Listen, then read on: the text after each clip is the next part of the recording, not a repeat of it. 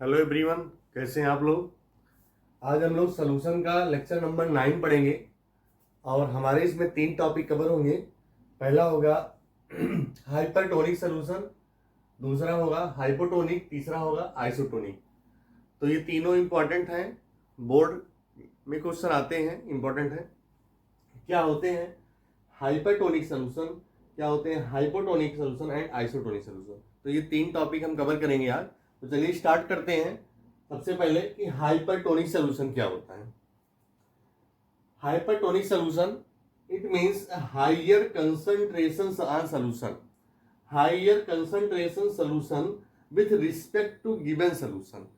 मतलब जो सॉल्यूशन दिया रहता है, जो सॉल्यूशन दिया रहता है वहां पे क्या होगा, वो सॉल्यूशन कैसा होगा, वहां पे हायर कंसंट्रेशन होगा। कैसा होगा, हायर कंसंट्रेशन। आगे क्या है, हमने एक डायग्राम यहां पे बनाया, इसमें दिया है जो सेल और दूसरा क्या है सॉल्यूशन।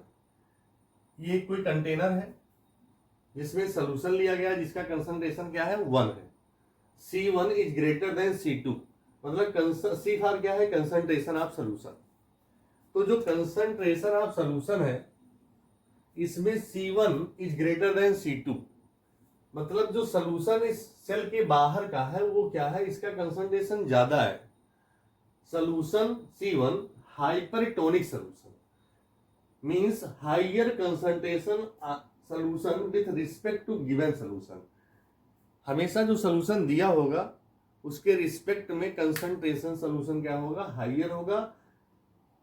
अब देखिए यहां पे एक सेल ली गई है और सेल क्या है, जो सेल है वो C2 है, इसका कंसंट्रेशन क्या है C2। यहां पे देखिए इसको हमने लिखा है यहां पे कंसंट्रेशन C2। तो सॉल्यूशन सराउंडिंग बाई SPM, यहां पे ये जो सॉल्यूशन है सेल का इसके अंदर क्या है सॉल्यूशन, कुछ ना कुछ सॉल्यूशन होंगे यहाँ पे, इसका कंसंट्रेशन C2 है। ये जो सराउंडिंग बाई किसके थ्रू है, SPM के थ्रू, जिसको बोलते हैं हम लोग सेमी परमिएबल मेम्ब्रेन। आगे on addition of cell to hypertonic solution, इस हाइपरटोनिक सॉल्यूशन में अगर इस सेल को ऐड करते हैं तो क्या होगा, it will shrink due to exosmosis. यहां पे क्या होगा, एक्स ऑस्मोसिस प्रोसेस होने लगेगी। यहां से जो सॉल्यूशन होंगे, सॉल्यूशन के जो अंदर से पार्टिकल्स होंगे वो सब कहां आएंगे, बाहर आएंगे। यहां पे सॉल्यूशन क्या होगा, बाहर निकल के आएगा और ये कैसा हो जाएगा, श्रिंक होगा। कैसा होगा, श्रिंक हो जाएगा। जैसे एग्जांपल दिया ग्रेप्स इन NaCl सॉल्यूशन, ग्रेप्स को अगर NaCl सॉल्यूशन में डाल दिया जाए तो ग्रेप्स क्या होगा, श्रिंक हो जाएगा, क्योंकि जो NaCl सॉल्यूशन है ये आउटसाइड का जो सॉल्यूशन है उसका कंसंट्रेशन क्या है, हायर है। तो क्या होगा, the movement of the solvent particles, movement of the solvent particles to lower concentration to the higher concentration due to semi permeable membrane. तो यहां पे जो इसका सॉल्वेंट मॉलिक्यूल से ये क्या कर रहा है, ये बाहर निकल आ रहा है और ये सेल कैसी हो रही है, श्रिंक हो जा रही है। कैसी हो जा रही है, श्रिंक हो जाती है। तो इस टाइप के जो सॉल्यूशन होते हैं इसको हम बोलते हैं हाइपरटोनिक सॉल्यूशन। एग्जाम्पल दिया गया आपको, एग्जाम्पल ग्रेप्स इन NaCl सॉल्यूशन, ग्रेप्स को NaCl सॉल्यूशन में रख दिया गया। दूसरा है आपका हाइपोटोनिक सॉल्यूशन। क्या है, हाइपोटोनिक सॉल्यूशन। तो हाइपोटोनिक सॉल्यूशन क्या है, जस्ट इसका अपोजिट है। यहां पे जो सॉल्यूशन लिया था कंटेनर में उसका कंसंट्रेशन कैसा था, हाई था। अब क्या होगा कि जो यहां कंटेनर में सॉल्यूशन हम लोग लेंगे इसका कंसंट्रेशन कैसा होगा, लो होगा। C1 is less than C2, C1 is less than C2, तो इसका लो कंसंट्रेशन होगा। तो सॉल्यूशन C1 कैसा है, हाइपोटोनिक सॉल्यूशन, जिसका कंसंट्रेशन लो होगा। यहां पे क्या है, लो कंसंट्रेशन, लो कंसंट्रेशन। और यहां पे क्या था, ये जो हाइपरटोनिक सॉल्यूशन है इसका हाई कंसंट्रेशन। तो फिर से इसको देखते हैं हम लोग। जो हाइपोटोनिक सॉल्यूशन है means lower concentration solution with respect to given solution. Concentration कैसा होगा इसका, लोअर कंसंट्रेशन होगा। On addition of cell to hypotonic solution, it will swell due to end osmosis. और यहाँ पे क्या होती है प्रोसेस, ये स्वेल कर जाती है जब इसमें हम सेल को ऐड करते हैं।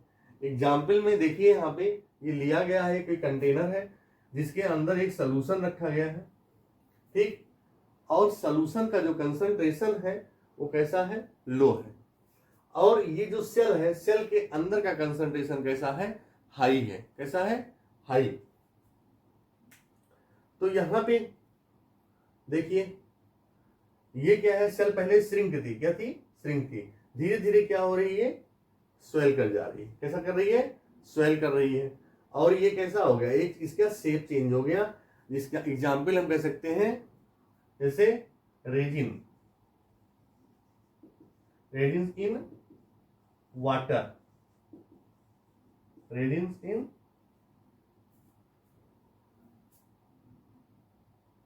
जैसे किशमिश, किशमिश, तो किशमिश को क्या करें, वाटर में डाल दें तो वो क्या हो जाएगी, स्वेल कर जाएगी। तो कौन सी प्रोसेस हो रही वहां पे, यहां पे प्रोसेस हो रही है एंड ऑस्मोसिस, मतलब वाटर कहां पे जा रहे हैं, अंदर जा रहे हैं। यहां पे कौन सी प्रोसेस हो रही थी, एक्स ऑस्मोसिस, मतलब क्या हो रहा था यहां पे जो सॉल्वेंट है ये बाहर जा रहे हैं, और यहां पे सॉल्वेंट क्या है, अंदर आ रहे हैं, इसके थ्रू, एसपीएम के थ्रू। तो ये प्रोसेस क्या है हमारे, हाइपोटोनिक है, और ये प्रोसेस है हाइपरटोनिक। तो हाइपरटोनिक में क्या होता है, जो सॉल्यूशन दिया रहता है सेल के बाहर का सॉल्यूशन, वो कैसा होता है, हाई होता है। हाइपर मतलब क्या है, हाई, और हाइपो मतलब क्या होता है, लो।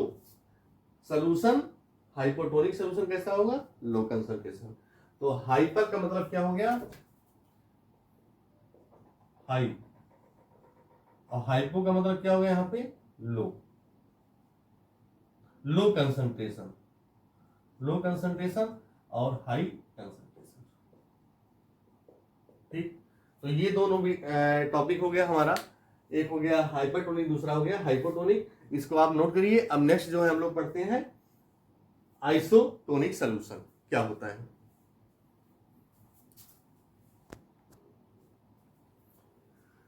आइसोटोनिक सॉल्यूशन क्या होता है, समझिएगा बात को। आइसोटोनिक सॉल्यूशन क्या है कि on addition of cell to isotonic solution there will be no change, there will be no change in size of cell, no change in size of cell. Isotonic solution में अगर हम किसी भी cell को रखते हैं तो वहां पे साइज ऑफ सेल जो है चेंज नहीं होती। वहां पे रीजन क्या है, जो सेल का सॉल्यूशन होता है और आउटसाइड सॉल्यूशन जो होता है, सेल के अंदर का सॉल्यूशन और सेल के बाहर का सॉल्यूशन, दोनों का कंसंट्रेशन क्या होता है, सेम होता है। अभी तक हाइपोटोनिक और हाइपरटोनिक में जो चेंजेस आ रहे थे वहां पे क्या था कि कंसंट्रेशन C1 और कंसंट्रेशन C2 दोनों में कहीं ना कहीं वेरिएशन था। अगर कंसंट्रेशन C1 ग्रेटर है तो कंसंट्रेशन C2 लोअर है, और कंसंट्रेशन हाइपर में क्या था, C1 ज्यादा था, C2 कम था, और हाइपो में भी C1 लेस था और C2 ग्रेटर था। लेकिन यहाँ पे जो आइसोटोनिक की बात हो रही थी, यहाँ पे क्या है कि on addition of cell to isotonic solution there will be, isotonic solution there will be no change in size of cell, कोई भी चेंजिंग नहीं होती है। एग्जाम्पल में दिया है blood cell are isotonic with normal saline solution. क्या होता है कि जो ब्लड सेल है ये आइसोटोनिक होता है विथ नॉर्मल सैलाइन सॉल्यूशन। अगर इसको हम क्या करेंगे, नॉर्मल सैलाइन सॉल्यूशन में रख देंगे तो ये कैसा नेचर होगा, आइसोटोनिक होगा। और नॉर्मल सैलाइन सॉल्यूशन क्या होते हैं, 0.9% NaCl वेट बाई वॉल्यूम। ध्यान दीजिएगा यहां पे फिर से इसको, 0.9% NaCl sodium chloride weight by volume that is normal saline solution, मतलब 9%, 0.9% दिया गया यहां पे, मतलब 0.9 gram sodium chloride in 100 ml of solution present होगा तो उसको बोलेंगे तो नॉर्मल सैलाइन सॉल्यूशन। दूसरा दिया है blood cell burst in water. अगर ब्लड सेल को वाटर में रखते हैं तो वहां पे वो क्या होगी, वर्स्ट कर जाएगी, मतलब फट जाएगी। रीजन क्या है कि because membrane quite weak, membrane जो होती है उसकी बहुत ही वीक होती है। ठीक है, आगे देखो आइसोटोनिक सोल्यूशन क्या है, the solution having same osmotic pressure. अभी तक तो यहां पे इसको कंसंट्रेशन के बेस पे हम लोग देख रहे थे कि मतलब ये चेंज नहीं होगा साइज इसकी। Solution having same osmotic pressure, isotonic solution जो होते हैं मतलब उनका क्या होता है, ऑस्मोटिक प्रेशर क्या है, सेम है, at same temperature that isotonic solution, solution having same osmotic pressure at same temperature that is isotonic solution. या अदर फॉर्म में देखेंगे इसको हम, having same number of particles, इसी पे न्यूमेरिकल आएंगे आपके, having same number of particle at same temperature, number of particle same हो और टेम्परेचर कैसा हो, सेम हो, इज नेम्ड आइसोटोनिक सोल्यूशन। अब इसको समझने के लिए इस बात को हम लोगों ने यहां पे दो कंटेनर लिया है, एक कंटेनर हमारा ए है, दूसरा क्या है, बी है। ठीक, इसमें सोल्यूशन 1 है, इसमें सोल्यूशन 2 है, एक में सोल्यूशन 1 है, एक में सोल्यूशन 2 है। यहां पे क्या है, इसका जो P1 है ये क्या है, प्रेशर है, P1, 1 फार क्या है, सोल्यूशन 1, P फार क्या है, प्रेशर। तो इसका जो P1 इक्वल टू था किसके है, ऑस्मोटिक प्रेशर के, और यहां पे P2 इक्वल टू था किसके है, ऑस्मोटिक प्रेशर। P1 1 क्यों आया, क्योंकि सोल्यूशन 1 की बात हो रही है। N1, N क्या है, मोल है, जो सोल्यूशन 1 का है N1 है और V1 है। और T क्या है, यहाँ पे इसको T1 इसलिए नहीं लिखते हैं, यहाँ पे दोनों के टेम्परेचर क्या बात हो रही है, सेम टेम्परेचर, क्या है, सेम टेम्परेचर। सोल्यूशन दूसरे में इसके मोल क्या है, N2 है सोल्यूशन के लिए, और इसका वॉल्यूम क्या है, V2 है। तो यहां पे इसको क्या देखेंगे हम लोग, क्या होता है फार्मूला हमारा, यहां पे देखिए पाई इक्वल टू CRT हम लोग पढ़ चुके हैं ऑस्मोटिक प्रेशर में। पाई क्या होता है, हमारा ऑस्मोटिक प्रेशर होता है, और C क्या होता है, कंसंट्रेशन, जिसको बताते हैं हम लोग क्या, मोलरिटी, क्या होती है, मोलरिटी। और C का मतलब क्या होता है, N/V होता है। ठीक, और ऑस्मोटिक प्रेशर को क्या मान लिया हमने, P मान लिया, और RT है, कांस्टेंट है यहाँ पे। तो ये फार्मूला हमारा बन गया क्या, PV equal to NRT। Last class में हम लोगों ने ऑस्मोटिक प्रेशर में इसको पढ़ा है। तो PV इक्वल टू NRT है, क्या है, PV इक्वल टू NRT। तो यहां पे फार्मूला जो हमारा क्या हो जाएगा, ये फार्मूला होगा हमारा, अगर हम सोल्यूशन फर्स्ट की बात करें तो P1 इक्वल टू क्या हो जाएगा, PV इक्वल टू NRT। तो P1 equal to N/V, N1 upon V1 and RT। ये फार्मूला लिखेंगे हम लोग, क्योंकि ये P equal to N/V RT होता है प्रेशर। दूसरा देखो यहां पे क्या लिखेंगे हम लोग, P2 equal to N2 upon V2 and RT, ये लिख देंगे। अब क्या है, having same number of particle at same temperature, या solution having same osmotic pressure. अब सेम ऑस्मोटिक प्रेशर की बात हो रही है, तो यहां पे क्या हो गया आपका, जो P1 है, P1 इक्वल टू किसके है, P2 के है, P1 इक्वल टू P2 के है। तो क्या करेंगे यहां पे हम, इस दोनों इक्वेशन को यहां पे एक साथ लिखिए। तो N1 P1 की वैल्यू क्या हो जाएगी, N1 अपॉन V1 RT हो जाएगा, और आगे क्या हो जाएगा, N1 V1 RT।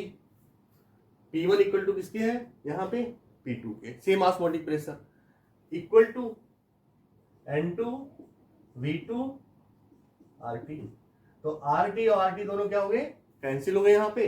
तो आपके पास बचा क्या, N1 upon V1 equal to N2 upon V2।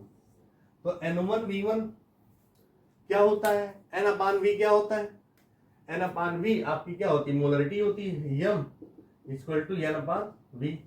या इसी को बोलते हैं हम लोग कंसंट्रेशन। तो यहाँ पे आपका कंसंट ये निकल के आएगा कि C1 इक्वल टू क्या हो जाएगा C2, C1 equal to C2। तो इस कॉन्सेप्ट से ये निकल के आ गया हमारा फाइनल कि जो कंसंट्रेशन C1 है वो इक्वल टू किसके है, C2 के हैं। Concentration C1 equal to the concentration C2। दोनों के कंसंट्रेशन कैसे होंगे, सेम होंगे। इसके लिए फॉर आइसोटोनिक सॉल्यूशन के लिए, इसलिए कोई भी चेंजिंग नहीं होती है। अब ये किससे वैलिड होगा, for isotonic solution, for isotonic solution, for isotonic solution 100% valid only for non electrolyte, 100% valid only for non electrolyte, 100% valid for non electrolyte. तो ये हो गया हमारा कंप्लीट आइसोटोनिक सॉल्यूशन क्या होता है। आई होप आपको समझ में आ रहा होगा, ठीक है।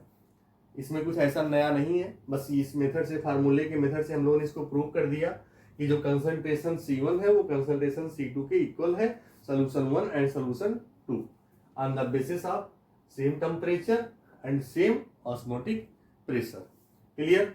अब इसको आप नोट कर लीजिए और इसी से रिलेटेड हम एक दो न्यूमेरिकल आपको करा दे रहे हैं जो आपको क्लियर हो जाएगा। अब यहाँ पे दो न्यूमेरिकल देखेंगे हम लोग जो कंपटीशन से रिलेटेड आते हैं या ऑब्जेक्टिव क्वेश्चन आते हैं, बोर्ड में भी आ सकते हैं। यहाँ पे पहला क्वेश्चन एग्जाम्पल दिया जैसे 1 मोल यूरिया और 1 मोल NaCl। तो N0 इन 1 लीटर, क्योंकि क्या है यूरिया कैसा है, नॉन इलेक्ट्रोलाइट है।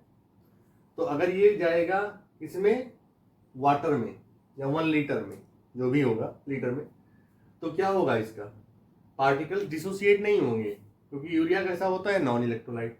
तो सिर्फ 1 मोल ही रहेगा।